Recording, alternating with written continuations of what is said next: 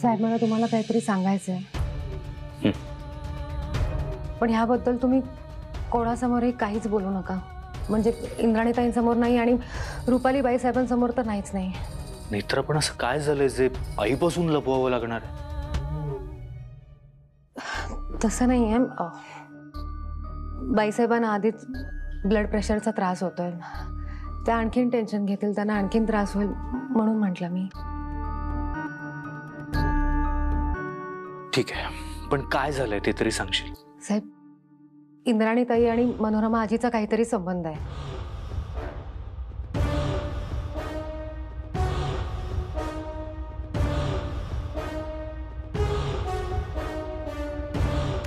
काल रात्री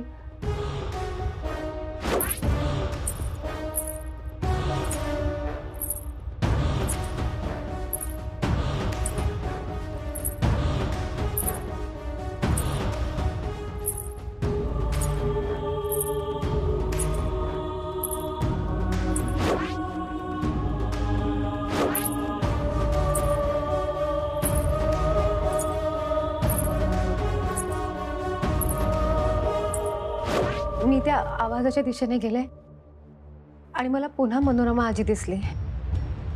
तिच्या चेहऱ्यावर खूप दुःख होतं. ती मला काहीतरी सांगण्याचा प्रयत्न करत होती.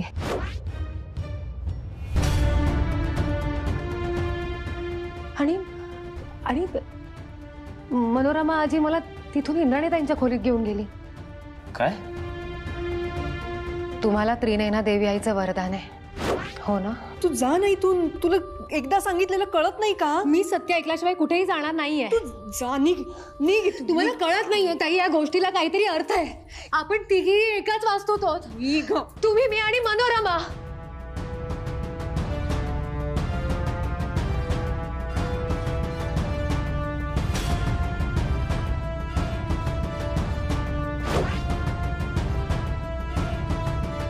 इंद्राणीताईंनी मला काहीच उत्तर दिलं नाही साहेब,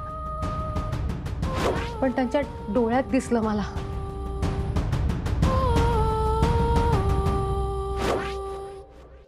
त्यांचा आणि मनोरमा आजीचा काहीतरी संबंध आहे.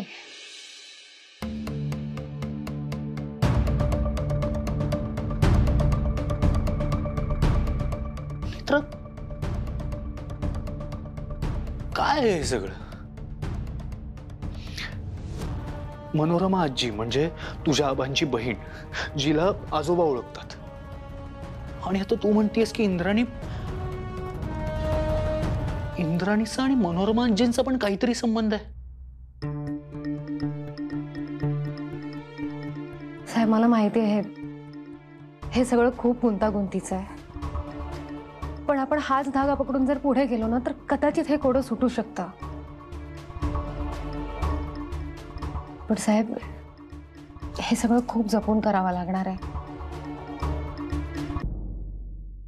आणि मला खरंच तुम्हाला या सगळ्यात नाही ओढायचंय. या सगळ्यात खूप धोका आहे. आणि मला माहिती आहे ना, मला माहिती आहे तुम्ही कायम माझ्यासोबत आहात. मला काही मदत लागली आहे तर मी सगळ्यात आधी तुमच्याकडे येईन, पण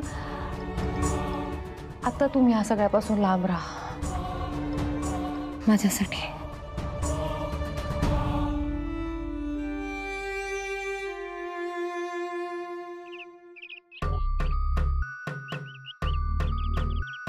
परफेक्ट.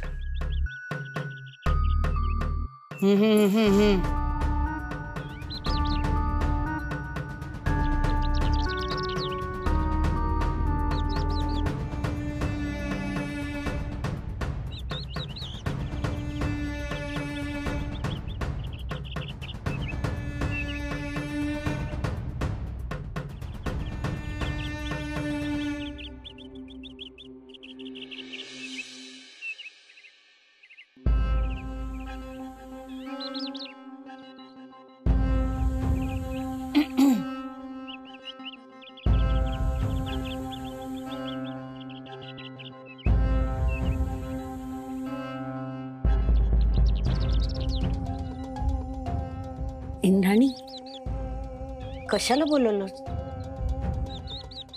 मलाही बोलवून घेतलं इंद्राणी मॅडमनी आणि म्हणाल्या की आई आल्या की सांगते.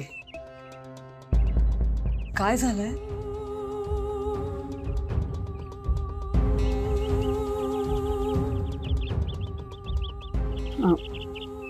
का बोलवलंस इंद्राणी? सांग ना. आजी, तुम्ही मला म्हणाला होतात ना की आजोबांची तब्येत बरी नाहीये, काहीतरी उपाय सांग जेणेकरून सगळं काही नीट होईल.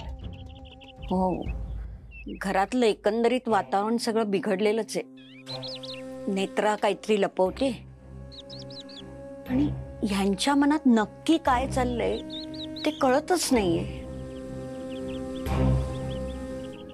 आजी, मी अभ्यास केलाय सगळ्याचा आणि अभ्यासाअंती तुम्हाला हे सांगतेय की नेत्रा या घरात आल्यापासून या घरात विचित्र तरंग निर्माण झालेत.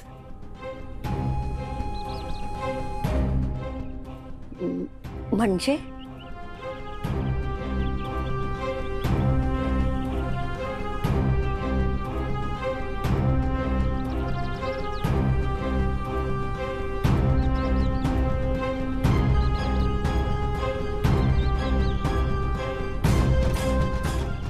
काय काय झालंय इंद्राणी मॅडम? म्हणजे काळजी करण्यासारखं आहे का काही? हो, काय आई काय झालं हो हे? म्हणजे सगळं व्यवस्थित चाललं होतं ना घरी, हे अचानक काय सुरू झालं मध्ये? काय झालंय इंद्राणी मॅडम? इंद्राणी, काय झालंय नक्की? म्हणजे तुम्ही म्हणालात ना ते काय नेत्रामुळे तरंग वगैरे, काय झालंय एक्झॅक्टली? बघा, नेत्रामुळे अद्वैतच्या जीवाचा धोका टळलाय ना आता.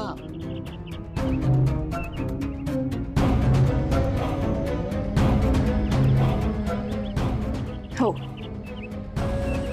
पण आजी, दैवी शक्ती ही प्रत्येकासाठी सकारात्मक पॉझिटिव्ह असतेच असं नाही ना. म्हणजे आजी, स्पष्टच सांगते. एखादा खड्डा बुजवण्यासाठी माती आणली जाते, पण ती माती आणण्यासाठी दुसरीकडे कुठेतरी खड्डा खणावाच लागतो. तसाच प्रकार आहे हा. मृत्यूच्या बदल्यात मृत्यू.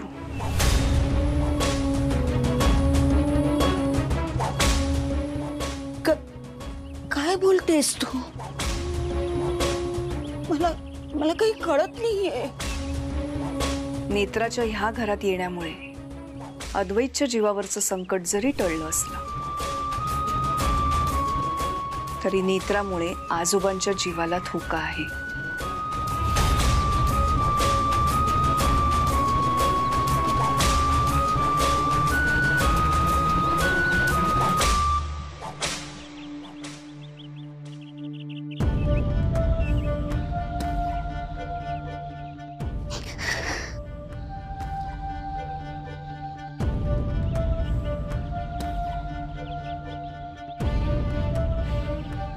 आई आई आई काय झालं? नका काळजी करू तुम्ही, काही होणार नाही बाबांना. आपण आहोत ना. हं? शांत व्हा बघू, शांत व्हा. बाबांना काही नाही होणार.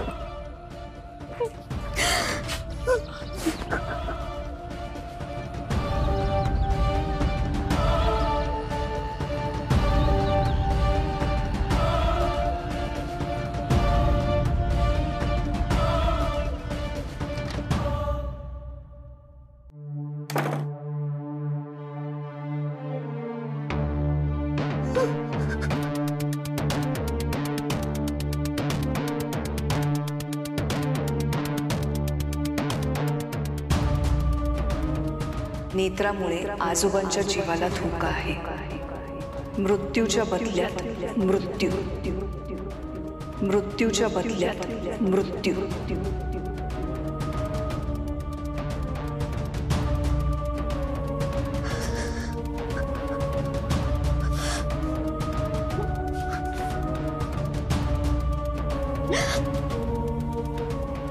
अहो,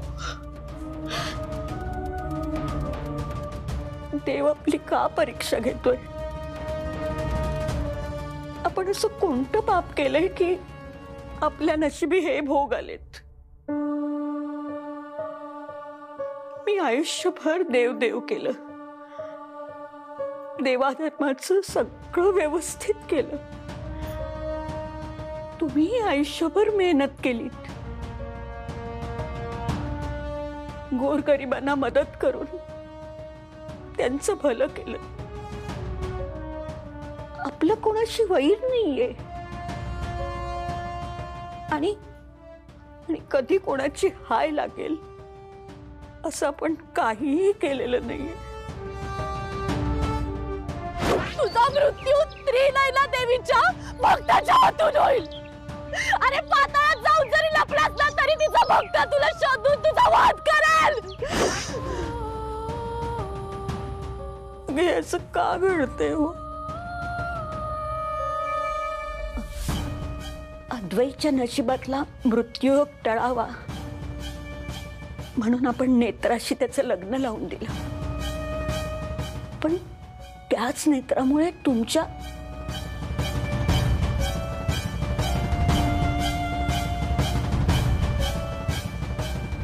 नाही, मी नेत्राला इथं तुमच्या समोर उभंही करणार नाही. रुपाली आणि इंद्राणी बरोबरच बोलत होत्या. तुला म्हातारा मरायला हवाय ना, जीव जायला हवाय ना त्याचा. मी मारते त्याला. मला आठवड्याभराची मुदत दे, त्या आठवड्याभरात मी मारते. पण तू काही करू नकोस. काय केलंय काय म्हाताऱ्याने? का मारायचंय त्याला? का मारणारेस? याची चिता रचली ना की मग सांगेन सगळं.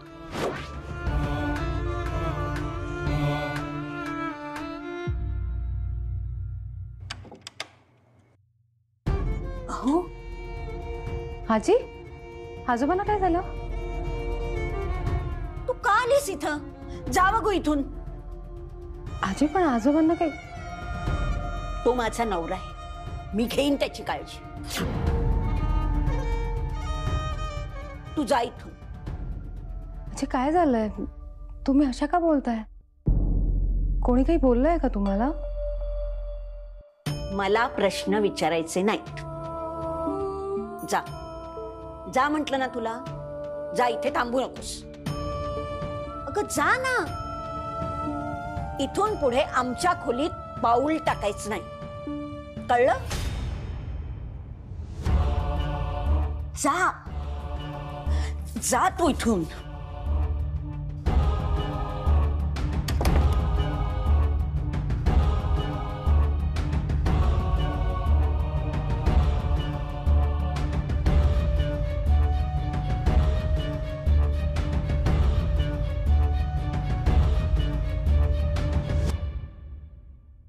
वेंडर्सचं पेमेंट केलेलं आहे ऑलरेडी.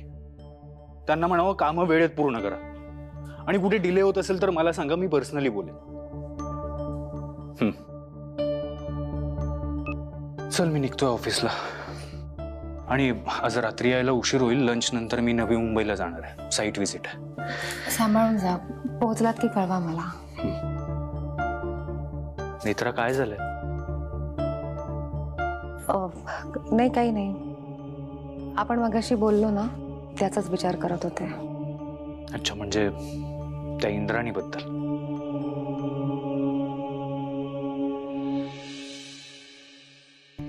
चल ठीक आहे, मी निघतो. Bye bye. काय सांगितलं तुम्ही आजींना?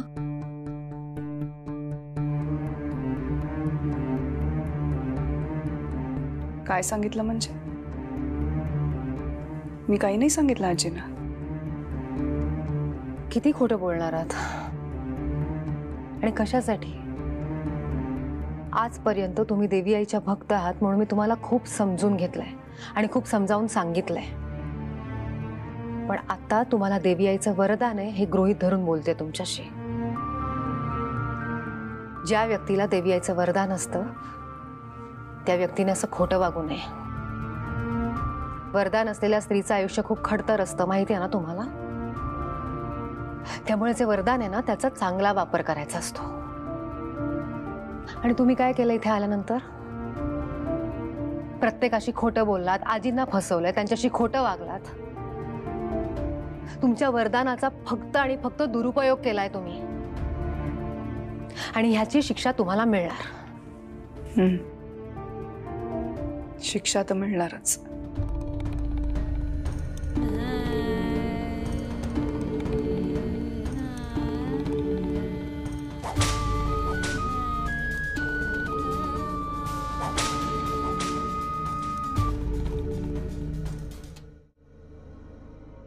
मला कळत नाही असं का केलंय बाबांनी. मी सुद्धा तोच विचार करतोय. तुझं कार्यकरांशी काही बोलणं झालंय का? नाही. आणि अद्वैत तू इतक्यात काय बोलू नकोस. फ्रँकली स्पीकिंग मला हे प्रकरण थोडंसं वेगळं वाटतंय. ऍक्च्युली त्याच्यात छोटी अमाऊंट असते तर काही प्रश्नच नव्हता, पण 10 करोड खूप मोठी अमाऊंट आहे आणि तेही आपल्याकडे फंड्स अवेलेबल असताना. अद्वैत, तू नवी मुंबईला जायला कधी निघतोस? लंच नंतर. इथे पोहोचल्यावर मला फोन कर. इथे माझ्या ओळखीचे जे काही इस्टेट एजंट आहेत ते तुला जमिनीचे पेपर्स आणून देतील.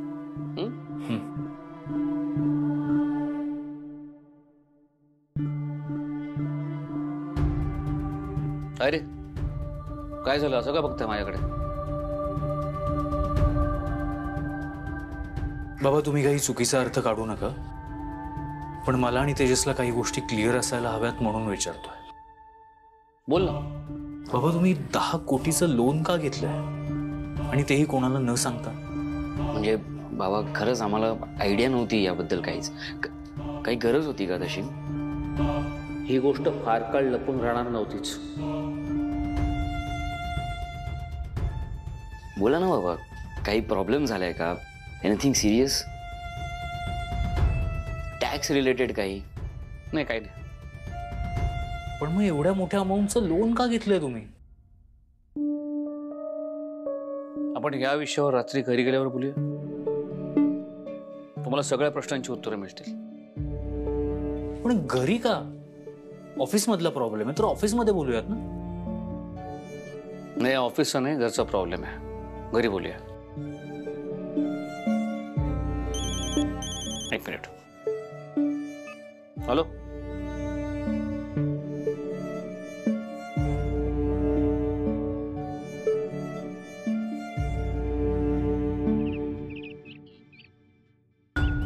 मला प्रश्न विचारायचे नाहीत. जा जा म्हटलं ना तुला. जा, इथे थांबू नकोस. इथून पुढे आमच्या खोलीत पाऊल टाकायचं नाही, कळलं?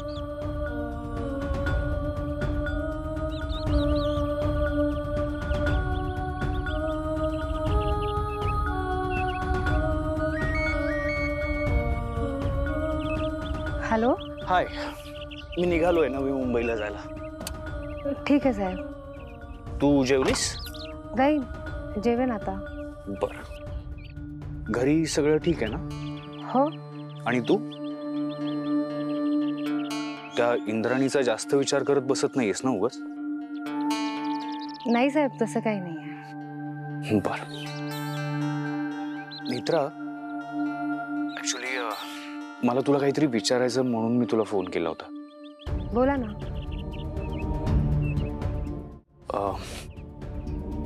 नाही, काही नाही साहेब. काय झालं सांगा ना. नाही, काही नाही नेत्रा, आपण बोलूयात नंतर. साहेब असं नका ना करू, सांगा ना मला काय झालंय.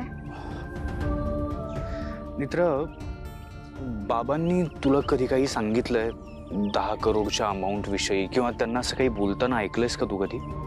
ती 10 करोड तुझ्या तोंडावरती असे मारेन, पण त्यातही एक प्रॉब्लेम आहे. पण त्याने घैसास गुरुजींना गाठून त्यांचा व्हिडिओ शूट केला, ज्यात त्यांनी सगळं सत्य सांगितलंय. आणि या व्हिडिओच्या जोरावरती ती आता मला ब्लॅकमेल करते. अद्वैतला हा व्हिडिओ दाखवण्याची धमकी देते. का, काय झालं? तुम्ही असं का विचारताय? नेत्रा, बाबांनी मागे 10 करोडचं लोन घेतलंय. मी विचारलं त्यांना एवढी मोठी रक्कम कशासाठी घेतली होती, तर म्हणाले रात्री घरी आल्यावर बोलूयात म्हणून. मला कळत नाही हा सगळा टॉपिक त्यांना घरी का डिस्कस करायचा. साहेब तुम्ही एवढी काळजी का करताय? शेखर साहेब म्हणालेत ना घरी आल्यावर बोलू, मग सांगतील ते तुम्हाला. ठीक आहे, कळेलच रात्री. चल बाय, निघतो मी. बाय. ठेवू? हो.